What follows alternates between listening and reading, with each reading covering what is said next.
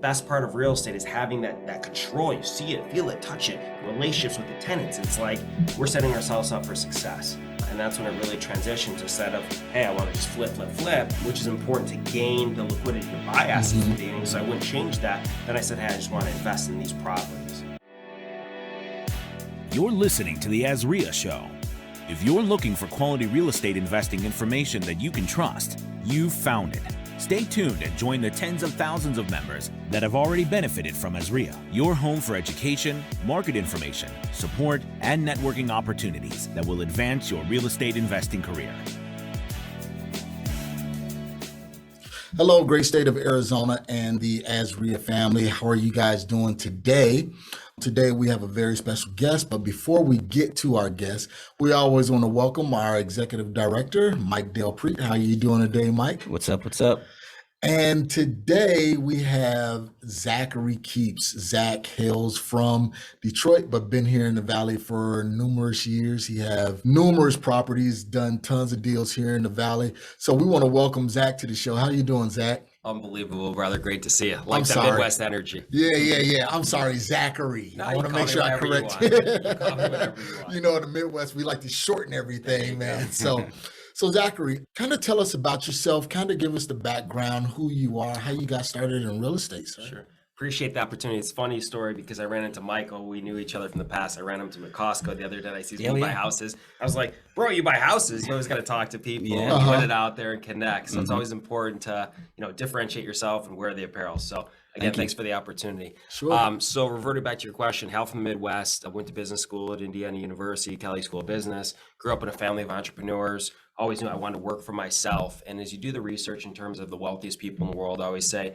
you read the Forbes magazine, you look at the wealthiest people, 90% of them in some capacity are connected through real estate. And so I knew that my grandfather had some developments and some retirement centers and things of that nature. My dad has a law firm, my other grandfather's scrap business. So I knew that, hey, I'm going to be an entrepreneur, what I call a solopreneur today. And I felt that real estate was the best vehicle for me, leveraging my background in finance, Spanish, real estate, etc. And so there's an opportunity to come out to AZ in 2002 to do some joint venture with some cousins in the Midwest to start acquiring properties one at a time. And been out here for 20 years, and it's been a wild ride with thousands of homes, acquired and building a portfolio, again, one brick, one house at a time. And we're in interesting times again. I remember 2002 to 2007, you got some turbulence, and now we're back into some more what I perceive to be some level of turbulence, and well get into that later, I'm sure. It's exciting times, and I'm grateful and blessed to be here. Okay. A lot there. Yeah. Very impressive. So I'll just jump into when 20 years ago you came to AZ. So you said you came to do some real estate with cousins. So I came out here as human capital, as we call it. I was the boots on the ground. They had capital. They had a real estate development company in St. Louis.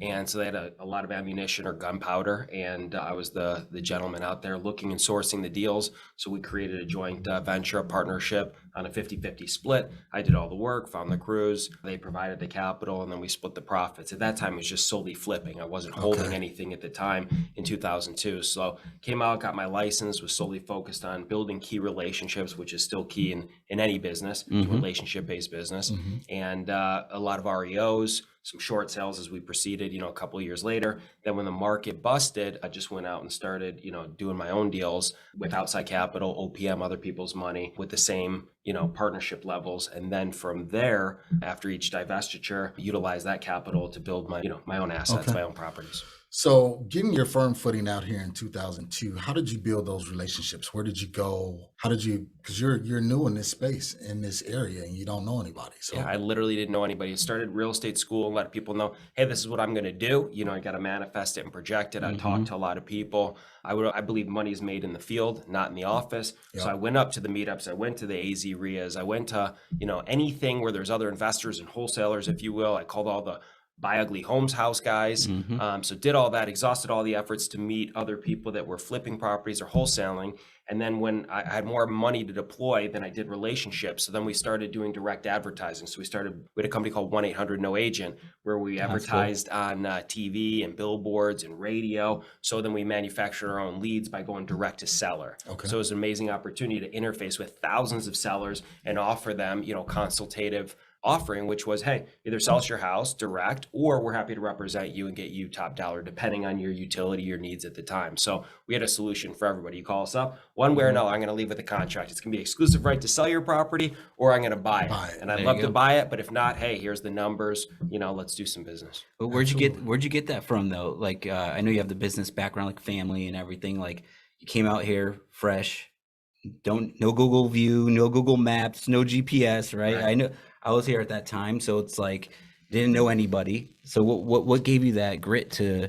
I got to meet everybody. I need to be in the field, because you still do that to this day. To this day. So, and I see that. So was it like a coach, mentor? Was it just instinct? Like, what made you just get out there? I think it's instinctual. It's like, hey, I'm a belly to belly kind of guy, a shake hand kind of guy, looking people in the eyes like sellers, and it's just building those relationships. I feel you're not going to get a strategic relationship just on the phone. Nowadays, we got FaceTime, we got better technology. Right. Back then, there was no Instagram. There was, maybe some Facebook, but I didn't know deals. No one even knew who I was. Obviously, I'm new to the space and no marketing. So you had to look people in the eye again, belly to belly up, and differentiate yourself. And I would find containers on the street with crews and find out who's the investor in this property. Hey, let's call them up. Let's do some business. But also networking a lot with the agents. So going to different brokerages, walking into, mortgage brokers and whatnot, saying, hey, I'm new to the space. I got a lot of capital behind me. Let's do some business. I want to incentivize you. Not only let's be friends, but let's make money together and have a good time. Who could deny let's do some business? I like that. I mean, that's it. And who can deny, hey, I got capital. I'm ready to put it to work. Right. Help me work it. Right. And also one thing is so many people, they're so serious in the space. You got to relax and breathe. I would say, have a good time. This morning, I was wearing a shirt. One of my students, I do some mentorships. His name's Tafe Albana. You've probably seen him around. He's good. He works with Ray Spencer and those guys. He got me a shirt that says Big Sexy, because I joke around all the time. So I'm on one of my hikes, he brings it up, he goes, I got you a shirt, Zach, it's Big Sexy. I wear it to the gym. I get a couple comments. Whoa, that's a little ballsy wearing that shirt. Hey, I'm a 6'4" minus 8 inches. That's fine. But, it just gets people laughing and relaxed. So have a good time out there. And people want to do business when you're having fun and you're relaxed. Love it. Yeah. And people want to do business with people that they like. Absolutely.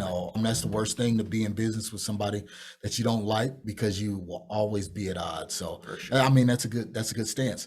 So tell us about, and I know I'm going back some years, but that first transaction when you first got out here, how did you know that you was acquiring the right property in the right area at the right time, things like that?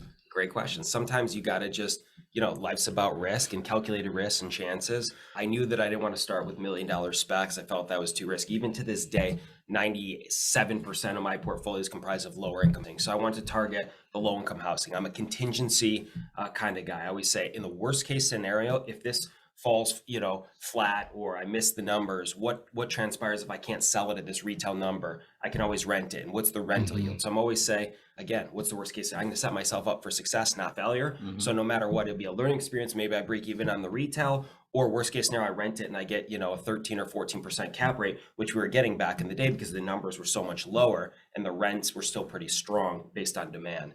So the first deal was off of Rozier and 22nd Street, kind of in South Phoenix. It had a little fire inside with some bums, and it was from an REO agent. I think came from Ruth Miller and Jeff Miller back in the day. You probably know Ruth and Jeff. And called them up, MLS, drive down there, look pretty beat up, kind of estimating numbers, grab some contractors that I met from, the streets.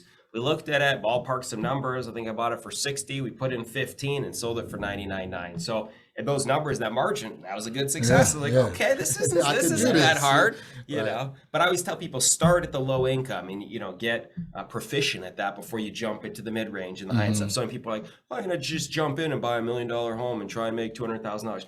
Good luck with that. Because when that deal falls short and you're using hard money, you're going bankrupt. You're done.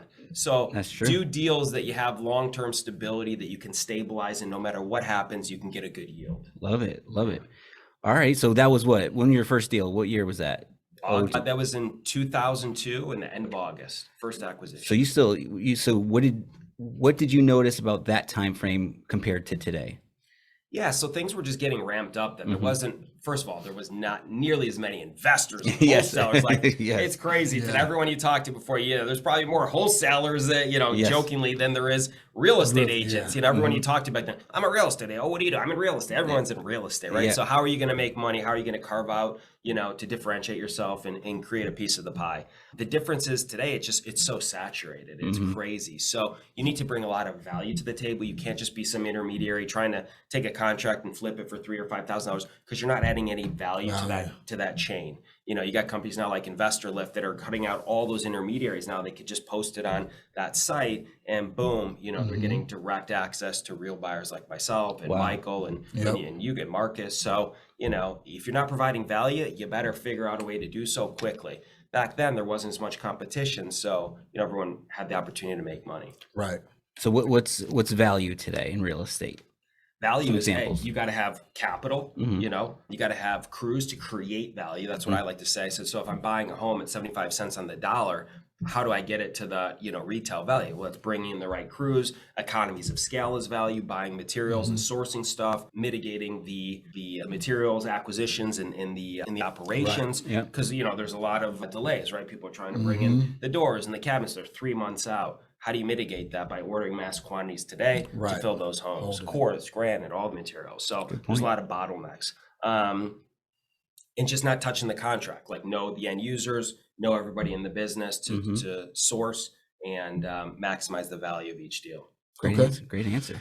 So how did you go from doing that first one off, two off to really scaling it up? Sure. It's by building the crews, right? The first one to tell you, I couldn't remodel a home myself. I got the right guys to do it, but it's a matter of delegating, and it's a matter of, taking care of the crews to make sure that they're loyal. A lot of times people will poach your guys, but if you treat them right and you compensate them always fairly and you're always there for them, and you treat people like family, you're going to have a high rate of retention no matter what business you're in. So I took care of my crews. They would then train other people and their families. A lot of my crews are actually related, so they refer their brother-in-law. And then the only way to truly scale is by getting the labor force behind you. You always have to have enough capital and reserves to do the deals. Because again, we're vertically integrated. I don't, everyone works directly for me now, which is good. I like to say everyone works with me. And that's the relationship that we have. As we got more deals, I had enough capital and human capital, the resources and crews behind it, to grow that business where we're doing 8-10 deals a month, on average, easily. Wow, that's amazing, man. It was wild. So we're working the crews and then adding some, management in terms of the construction management, streamlining, materials ordering, all that stuff to slowly build that up. One thing I don't want to gloss over is finding that first initial crew, because a lot of people have problems with that. They say, well, where do I go and find, a good general contractor or a good crew? How did you set out to do that? Sure. Again, by getting out in the field and, seeing the containers, talking to people. Again, when I was in real estate school, everyone's in the business. And again, joining the AZREIA, for example, there's other people in there that may have an amazing crew. And right now they may be stuck in terms of they're out of capital, they're waiting that property to flip, but they want to keep their construction crews working. They say, hey, listen, I'm looking for a great crew. I certainly don't want to steal your guy, but I want to work with you. Let's collaborate. When you need something from me, I want to always lead with value. What do you need from me? You want to use my granite guy? You want to use my painter, my window guy? You want to aggregate resources with me so we can save money together? So I'd say, hey, if your crews aren't working, you've already vetted them and work with them. You know that they're honest. Give me an opportunity to keep them employed. And when you need them back, just let me know and they can go work on your job. So it's always having that open, transparent communication with people. You're not there to steal something. You're there to always add value, which will also help those other investors by not having them lure out to, 100 miles away in Vegas where some multifamily projects they're going to keep them busy for a year. Hey, let them do this job for this one. And then when I source another crew, we vet other people. My guys are your guys too. So you got to share and work together in a synergistic manner. Exactly. A lot of great stuff, man. Just like, I always study like persuasion, sales, and you always get deep in all this. And there's always strategies and tactics and stuff, right? But just being good human. Right. I think just that natural, good person, treat people right. You'll go a long way. Oh, like how many years you're in the business now? Was that 20 years? 20 years. Yeah, man. Coming up on 20 years in 2 months. Crazy. I started in end of 09, early 10, and very few people we see, around today. Right. That were around at that time. Totally. People come and go, so there's very few people actually from when I started. A lot of the home investor guys are into other businesses. very few from the very beginning that are still, maybe there's some still agents obviously that are in the business, Yeah. but in terms of true investors, very, very few. So it's interesting Right. to see, the attrition, what transpires. But the other thing too is going back is, what do? You always look for a win-win scenario, or what I say, win-win-win. I'll never do a deal if someone's going to lose. If the homeowner's getting screwed somehow and the wholesaler's treating them poorly, I'm out. If they're an asshole in some capacity, you're like we talked about, I'm not interested. I have the luxury of picking and choosing Right. which I'm going to do. I'm going to work with good people. So whatever business you're in, if you can always create that win-win, that positive deal, it's not a zero-sum game as I thought it would be in the beginning. Like, hey, I'm going to win, you're going to lose. It doesn't work like that. If everyone's winning, then you're going to get a tremendous amount of referrals. More people want to work with you, team up, joint venture, whatever it may be. Yeah. And that's that snowball effect. Like you said, Mike, when you be a good human, good things will start to come back to you. And that's one of the things that we all always stand on with our contractors is when they're done with the work, pay them. Absolutely. Just pay them, because then they will always want to work for you because they know if I get the job done, then my pay is right there. Yeah. So the other thing too is not only do you pay them, and I talk about, being in the street, I'm out in the field. So as most people nowadays, you could just sell people, you could just be, absent. You could be in the Bahamas, hypothetically, and run your business, but it's not going to run efficiently because I believe you got to see it, feel, touch it, the tangibility. But most importantly, a lot of these guys, anyone can pay them money. You're not special by doing that. Obviously paying them on time, but also give them that affirmation of that great work. A lot of people like to feel appreciated. Go out there, get belly to belly with them, him or her. Right? There's a lot of female contractors out there. Hey, you're doing an amazing job. I really appreciate this. By the way, let's just take care of this item, because you're there on the spot to mitigate those problems. But most importantly, make them feel part of the family, and also engage them in terms of, hey, you're the expert remodeler. You're the contractor. Let's assume, I always like this question to contractors, it's very valuable. Let's assume you're the investor on this property. You pose that question to your contractor. What would you do to this home? How can you enhance it? What's your vision of this? A lot of times they're going to have a better idea. We think we're the greatest at everything. Yeah. We're not. They're the experts. So work with them and, enable them to provide massive value by leveraging their skills. Yeah. Good point. Yeah. That's one of the things that I do. Because Mike know I travel back and forth to Chicago quite a bit. And it's not that I have to do it, but I always want to engage the people that I'm working with. So my contractors, they'll be there and hey man, I'm just popping in. I like the way you did these countertops. I like the backsplash. What should we do down here in the basement, so on and so forth. And they take that, like you said, it's that value. And they're like, okay, well, I would do this. Okay, if that works and it fits within our scope of our budget, let's do it. Absolutely. You take the lead. Yeah. And then they have that pride of ownership in that project. So and they like feeling empowered. Yeah. And that goes to, this business isn't like rocket science, right? That same thing goes with your agent, right? Your team, like building your team. Hey, agent, what do you think we could list this at? What do you think we should do along with the contractor kind of idea? So yeah, man, great stuff. But you made me think, along with all this stuff is, you said referrals. So how is that played, building these relationships? Because I'm assuming you have billboards and radio ads running now. I spent, what's really unique is, so what's transpired between 2002 and 2020, I spent $0 on marketing. So all my business is really strategic relationships and referrals from the past. So it's amazing the power of treating people well. Always, I like to say I'm a guarantee. When I sign that contract, there's no I'm not reassigning your deal. It stops here. I'm closing the deal.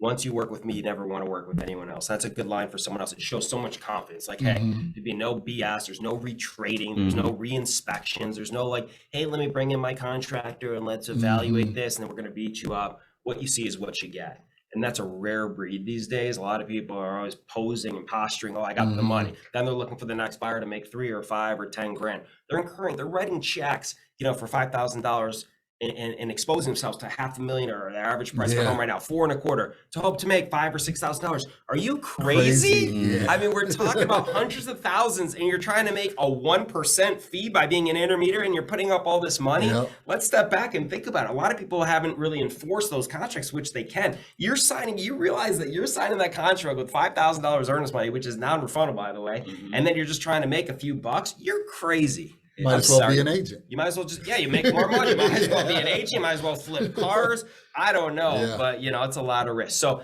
again, it's all based on treating those people amazing. I'm getting calls from houses that I bought in 2003, 4 or 5. Hey, my grandma's selling her house now. Hey, my uncle, whatever. I saved your number. I have your business card. By the way, I don't see this 1-800-NO-AGENT. I don't have that company, but I'm still in business. You know? So that's been, that's amazing. essential in growth. for It sure. is, man. Or even like I texted you this weekend. It was along those lines of, as from a wholesale perspective, we're in sales and you want to make the most money you can on a deal, right? So, but I was like, sometimes there's scenarios where it's like, I need a solid person to buy this. I no fluff.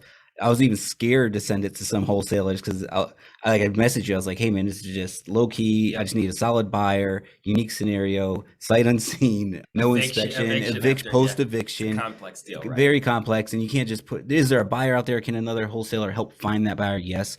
But they're not good. I can't trust some of those people to keep it quiet. They're going to blast it out. Totally. They're going to call the owner. They're going to, whatever it may be. So that's why, Zach got my call. So appreciate that. I appreciate that as well. Yeah. And that's confidence. That's confidence that you have in Zach as a buyer, and that goes back to those working relationships, which are very key and very, very important. Yeah.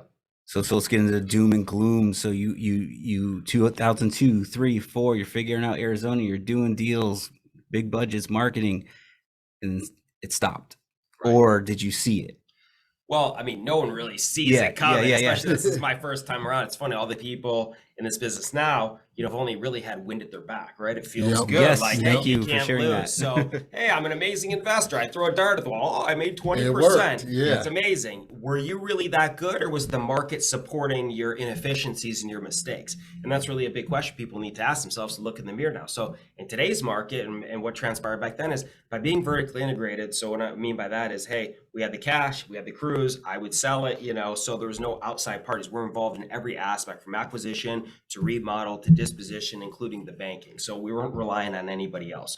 What transpires is you got to use that litmus test and that energy, what I say is behind each and every deal. So once I list a property, 2005, 6, hey, the average call would be, hey, how many offers do you have? Where do we need to be? It was so fun, right? Literally, now we talk about fax machines. Fax over the offer. Hey, fax anything. Oh, the fax machine's running out of paper. Yeah, toner over the weekend on 3 listings. I have 72 offers. So then all of a sudden we list a property as the market's, transitioning and be like, hey, I'd like to show your property. Well, that's where, how many people are showing it? Oh, there's 2 showings this weekend. Totally different. No matter what, you got to stay confident with those people to just get them hyped up. Oh, actually, we got a lot of activity. Well, we may only have 2 listings. Yeah. Oh, we got some serious interest in there, right? Hey, okay, play the game. But obviously, when you stop getting that windfall of calls, which we're seeing again right now on listings, you have to say to yourself, hey, what's going on? Is it the heat?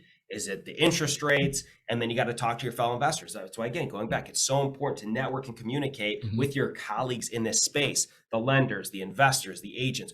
I always like to ask the question, what are you seeing out there? What are you feeling? So my intuition was, whoa, things are changing. And once you feel that shift, immediately, you don't sit on ceremony like, most people say, I have to make money. It's my pride. I have to make money on the deal. Cut your losses, sell that deal and move on. If the market's shifting, you could do what's called dollar cost average. You sell here at the top or what's remotely close to the top or perceived top of market. And then as the market's feeling that supply chain is growing, then you could buy that, reacquire that same asset at, pennies on the dollar and be better, especially on a long-term hold. So don't sit on ceremony, just say, oh, I have a perfect track record. Yeah. Hey, listen, you're better off taking either a small loss or if you can transition it into a rental and hold off, great. But if you can buy that same asset at 80 cents on the dollar and sell it at 95, dollar cost average. So it's important to really communicate with everybody in the space and feel that energy, feel, the tangibility to how many offers are you getting? Well, what do you call the other agents and where those assets are at? Are you under contract? Are you doing open houses? Do you have anything going on? Yeah. If they're not getting anything, what's so good about your product? Property, yeah. Especially in the same subdivision, new construction. They're all the same. If they're not selling theirs, what are you gonna have this magic twinkle in there? You gotta provide cocaine for the buyers on the side? Come on now, let's be real. Love it, man. That's why I love having seasoned investors on the show. So if you're out there, you're new or listening, or like Zach put it, the wind, you've been riding the wind is pushing your back, which has been for how many years? Seller's market for 12 years. So and that's why I want to talk, like I brought that question up about, how did it feel or what happened? Because not everyone experienced what we went through, right? So, and I think learning from other people's experiences is great. So anything else you'd like to share? Like, just because we can't predict the future, what's about to happen, but we are noticing the more inventory, still hot, right? But it's like less showings and all that. So that is a similar dynamic. So is there anything else you want to share to the people that have been riding the wave? Absolutely. Like I said, look truly in the mirror. What is your true game plan, right? Some people forget about what's your mission. For me, I'm happy to own the assets long term. I'm a contingency guy. So a lot of times on my exits, ask yourself, if you don't sell it, are you happy to hold that asset? And is the capital behind you right now? Will that enable you to hold it? What type of yield? Will you have positive cash flow, break even, or negative based on the rental market today and the money behind you? So if you sense that shifting, immediately try and get some long-term, more strategic debt on there. Get out of that hard money, get into a long-term loan if you can, if you want to happily own that asset. I mean, I'll say put it on there. I think in 18 months, we'll see some rates drop again. I think we'll see, especially that low income stuff, rise again. So the question to yourself is, do you have the staying power to mitigate the volatility we're about to see, or we're seeing right now in the market? It's like you're on the boat and you've been sailing and it's beautiful skies. Yeah. Did you anticipate the rain? Did you anticipate these big, waves? So, do you have we enough should. food? Do you have enough water? If you capsize, do you have a life jacket? So Yep. where is your life jacket? What's your exit plan? It's like riding on a plane. Where's the exit row? Great. How quickly can I jump over that old lady, get out of here? Can I be the first one out? Yeah. So you really got to just figure out what's your short-term strategy, what's your long-term strategy, and no matter what you do, are you planning for success, and what's your contingency plan? You think we'll see a 40-year mortgage? I mean, they're talking about it. Have you heard that? Yeah, Yeah. 40-year AM. I mean, we're seeing you got to do something Yeah. to lower the Yeah. payments. I mean, they're always coming up with some unique stuff. You got to do something to stimulate the market. So, hey, I welcome all that stuff. Yeah. Oh yeah. The other thing too is learning strategic financing. So, what are the variables you can do as a seller? You can provide all of a sudden, hey, don't sit on ceremony, incentivize people.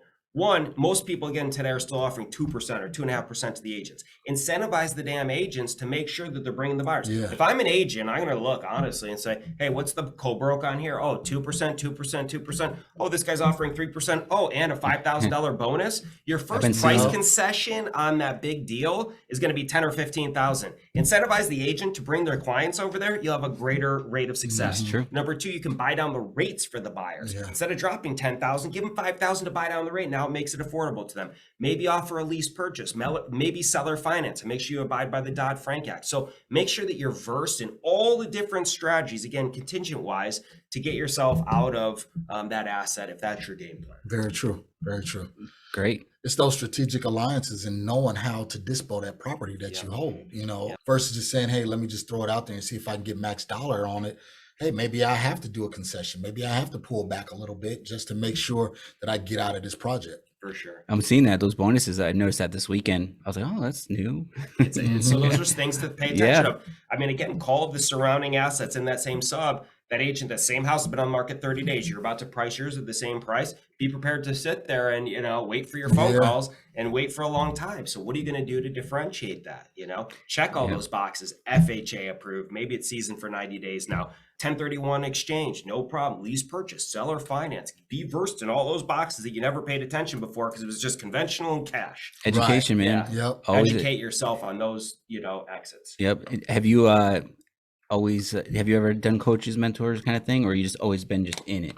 So on one of my podcasts, the guy who's shooting it, Luigi, with the All In Boys, Carlos, Sal, and Alex, really good guys. Yeah. He says, Zach, we've interviewed a lot of people. You've been on a lot of podcasts.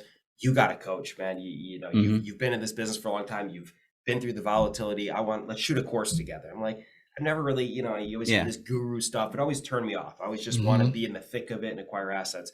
So I listened to Luigi. We spent a year filming this course, did a course, mentored about 55 students across the nation in terms of fix and flip and buy and hold. Very, very successful. I remember. So you're blowing. You had a lot of spend on those ads. So I joint venture with the New Reach guy. So they put out, the capital. I was just focused on the coaching and, the students. Some of my students now are making $1 million a year, 7 figures, in just very short period of time. So flipping, landlording, or all of the above. Love it. A lot of them are holding. I tell them, hey, find those cherries, those amazing deals, keep them for yourself, especially if you're doing direct to owner. Why would you wholesale that? Retain that for yourself. Cherry pick those amazing deals for your long-term holds to get that long-term annuity of income. Again, as a wholesaler, as an agent, you're only as good as your last deal. For me, why I built my portfolio of over 200 homes, I'm blessed. I can let that, regardless of the volatility of the market, let's say it goes down 10, 20, 30%, I'm still good. My basis is going to be far less than that. Most importantly, it's about the cash flow, letting those assets work. So there's a lot of gratification in that coaching, but it does take up a lot of the time. You always want to over deliver. And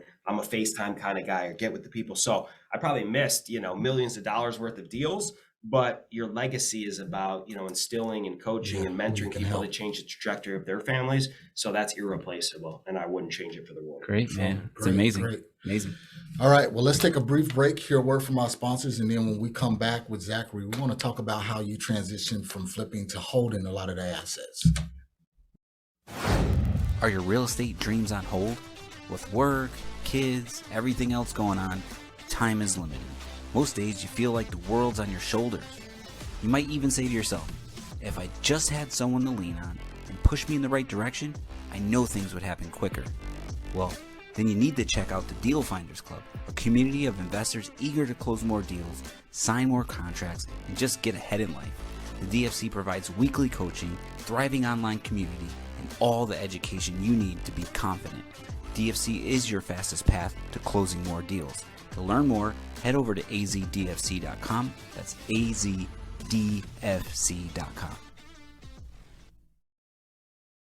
All right, we are back with the AZREIA show, and we have Zachary Kepes on the show on today. And Zach, we were talking about, all of the different strategies and the fixing and flipping and wholesaling and things like that. But then you decided to hold a lot of the assets. Kind of tell us that transition on how you started doing that. Yeah, just like I was explaining before with the students and other people, I believe in that passive income, that annuity of income. Let your money work for you. In this business, again, you're only as good as your last deal. If you flip the deal, now you have I recognize that you're paying a lot of money in these short-term capital gains, right? Typically 40%. So if you flip a deal and you make 40,000, did you really make 40? No, you probably made 26,000, after taxes. So I recognize and look at the yields of the deals that we're flipping, and maybe I saw their investors or funds, whatnot, when REITs started coming in, I'm like, hey, why are they buying these? Oh, they're renting them out. Oh, they're making a 15 cap or a 12 cap. I said to myself, there's no better place to redeploy the money into these same assets, especially at the basis. And that's when it triggered the thought of, hey, these guys from Wall Street are way smarter than we are. They're onto something. And so as I evaluated deals, when I was buying them at $30,000 and $40,000 and they were renting out for, remember, $800, $900, $1,000, think about it, that's a 20 cap. Yeah. You look at the equity markets. I come from a Wall Street background. I said, who's providing 20% returns or 18% returns or even 15, net after stuff? Nobody is, not to mention the depreciation on those assets to offset your income. When I looked at the tax benefits and really looked at the macro perspective of the investments, I said, I like controlling my destiny. Every other deal that I've invested in, even, the equity markets, we have zero control. Right. The best part of real estate is having that control. You see it, feel it, touch it, the relationships with the tenants. It's like we're setting ourselves up for success. And that's when it really transitioned to instead of, hey, I want to just flip, which is important to gain the liquidity to buy assets in the beginning. So I wouldn't change that. Then I said, hey, I just want to invest in these properties and hold them. Did you go to like private money or institutional, like banks or? So back in the time when I decided when the market transitioned to hold, the banks were disinterested based on the market collapsing. I went to the Bank of America's, all the local regional banks. Nobody wanted to touch real estate, right? It's like an emotional game. When the market's plummeting, everyone's like, oh, real estate, I don't want to touch it. So fortunately, I made significant money on the flips that I had in reserves, pulled some money out of my equity portfolio and said, hey, I want to control my destiny. I'm not going to just wait for Nike and, Warren Buffett stocks and all the Berkshire Hathaways to hopefully make me money. I'm going to make my own money because I know what these are going to rent for. I know what the yield is. And I literally started putting in those assets, and I had to buy it with cash. Remember, I didn't need tons of cash because these houses were 40,000, 30,000. So my timing was impeccable. And got lucky. Hey, sometimes it's better to be lucky than smart. I don't claim to be the smartest guy in the world, but the harder you work, the luckier you get. Right. So started, again, one home at a time, buy it for 30, put in 20, rent it for 1,000. There's my 20%. And then fast forward 2 years, I built a significant, mini portfolio. Finally, the regional banks are like, oh, the market's stabilized. Zach, are you interested in some debt? Yeah, where have you been for the last couple of years?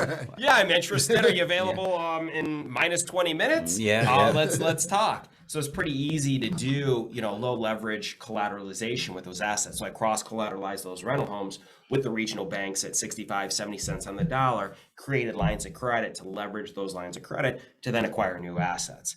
In the interim, I still had the OPM model. So everything I was doing, so I didn't, always had liquidity, was leveraging high net worth investors with their capital to acquire new assets, same on that same split. You said something very key. You said that you leveraged the capital from regional banks, Yep. not the big banks, Bank of America Sure. and Chase and things like that. Again, as I vetted them and I went into all of them, the Chases, the Wells Fargo's, the Bank of America. It's funny, I went out with my boy Keenan. He's a manager, Bank of America. He's like, Zach, how come we don't do any real estate business? I said, because that's not your core competency, right? You guys do some small business loans and it's not, unless they've changed. But I had multiple accounts with them. They see what I was putting in for my tenants. It wasn't like I didn't have the capital, I had the assets. It just wasn't their core competency. So when you get into the local regional banks and you have those direct strategic relationships, that's more in their appetite. That's what they're serving. So the bigger banks, it just wasn't what they're interested in. Even today, the Chase and the private banks, they don't want to do cross-collateralization loans. They'll do a big loan on a $10 million home for you, no problem at all. But you start mentioning 100, 200 homes that want leverage on it, that's just not their core competency. But it's those regional banks, that's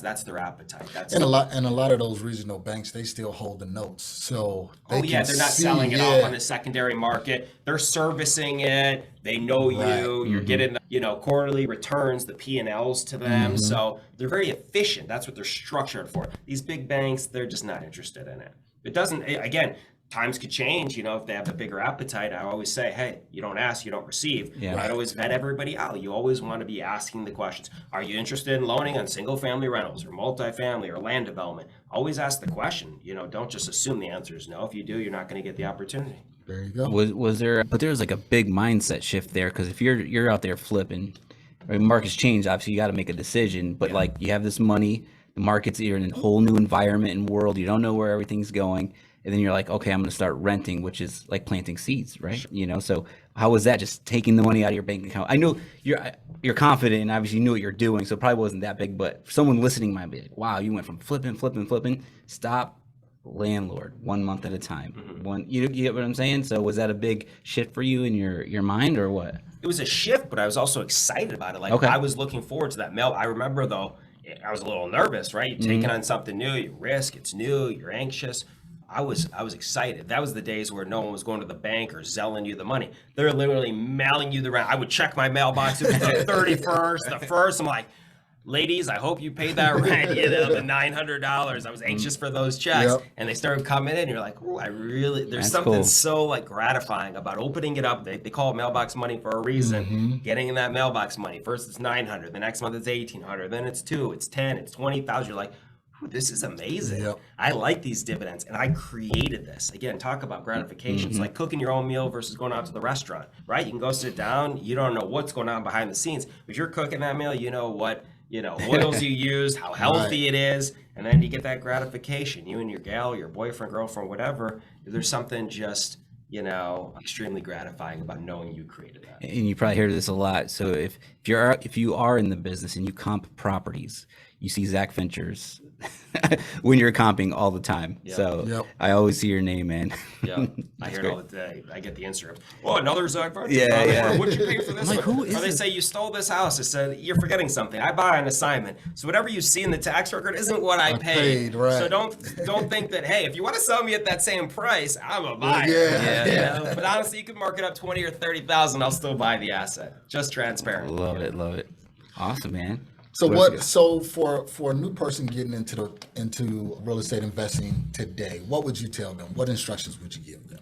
First, start meeting people that are doing what you want to do. Figure out, do you want to fix and flip? Do you want to hold? Are you multifamily? Are you land? What's going to be your core competency, number one?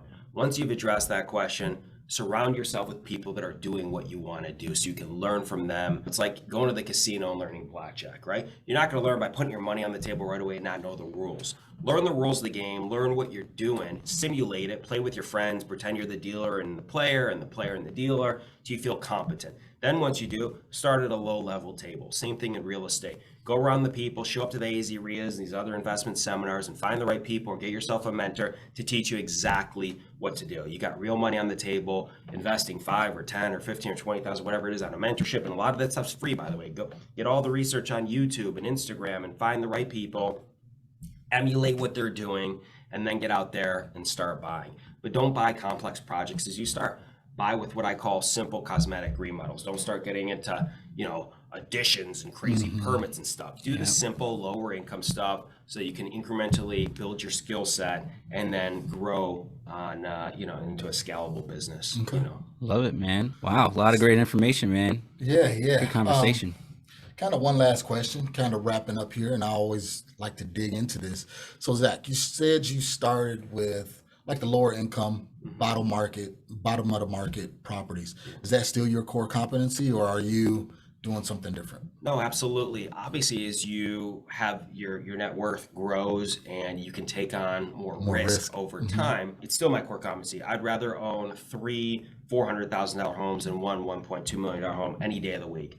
However, you pose the question, and the answer is yes. I've gotten into some higher end stuff because I have that ability. I can incur that risk today. So I've done a few $1 million homes, remodels and flips. Those aren't good holds unless you're in some crazy, Airbnb business that it's going to give you. I have a buddy that does it, and he's making, 7 figures a year on 3 multi-million-dollar homes. Wow. But he's incurring a lot of risk. If the market shifts, hypothetically, and he has to sell for some reason, or he's got the wrong leverage on it, he's going to have a problem. Right. But I know he's got good strategic debt on there, so he can weather the storm, and he's still got high demand for what he's doing. But I'm building, a $7 million spec right now in Paradise Valley. I've done, like I said, a couple other stuff. But I was a contingency plan, right? If that shits the bed, if you will, excuse my language, then guess what? I'll move in there.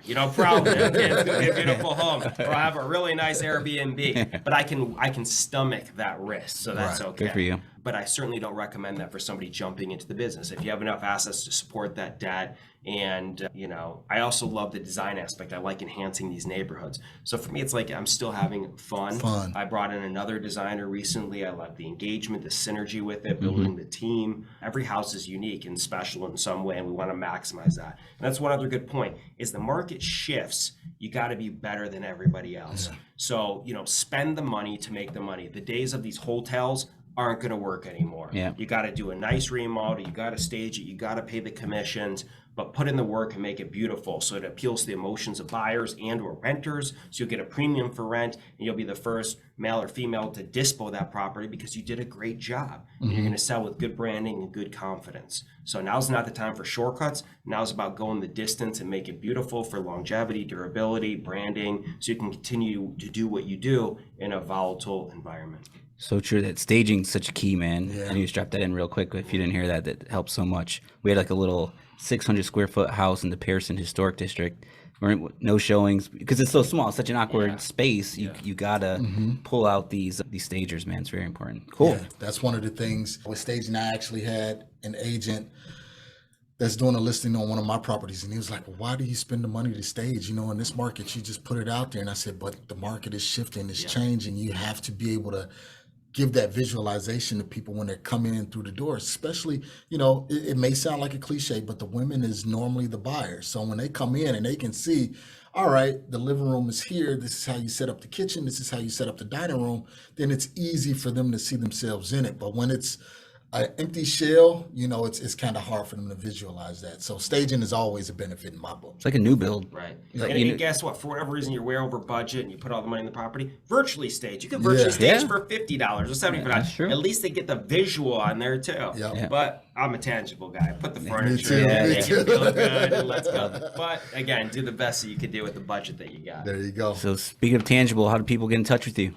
They can go on my Instagram under ZAK Ventures or Zachary Kepes. You'll see a picture of me and my dog. It's my little boy, Buddy Jones. Cool. DM me on there. You got a deal, send it to these guys first and then send it to... I always believe in like how you meet... Seriously, that's one thing. It's like everyone always wants to like cut everybody out of the deal. I believe, if you're going to find me through AZREIA, guys, send them the deal first and have them send it to me. You want to connect and watch my stuff, cool, go on my YouTube channel, go on my Instagram, but respect the line of communication and who introduces you. It's like, hey, someone introduces me to a wholesaler, and that wholesaler tries to reach out to me direct after that. Guess what? You got to go through that point who introduced us. Maybe they're a title company. Okay, fine. Then they're obviously going to get that business. But if it's another individual in the business and you've connected us, go back through that channel out of respect. It's about respect of that relationship. Love it. Great, man. Love so it. just Instagram, get a hold of you. No, man, if A lot of great points, Zach, man. Really enjoyed having you on today. Just you didn't hear anything, just the energy, right? That was amazing, man. The energy,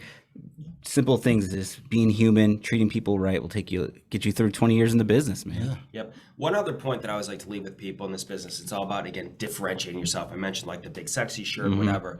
But, I always ask my students this question. I give you, you win $50 million free and clear, and you have that money, and I say to you, what do you want to do with your life, right? Because real estate is just a vehicle to build wealth or whatever, however you want to utilize it. But really, what is your passion? Be vulnerable with people. So when I talk to people about my dog, for example, I light up. He's amazing. And a lot of people like pets, or, unfortunately, cancer is stricken my family. So we can talk about cancer. We can talk about anything. But build strategic relationships. It's not about real estate. It's about getting to know the people you're doing business with by being vulnerable, or by being differentiating yourself and memorable. So take the time. Don't just say, is this house available? Hey, Mike, tell me about yourself. You got kids, you got family. Oh, nice. I got kids too. What school they go to? Okay, cool. Take the time to cultivate relationships. It's not just a numbers game and how many calls you can make a day. It's the value of those calls and the retention of who you are from those interactions. Ideally in person, if not, on the phone or FaceTime, looking people in the eye. So take the time to differentiate yourself, show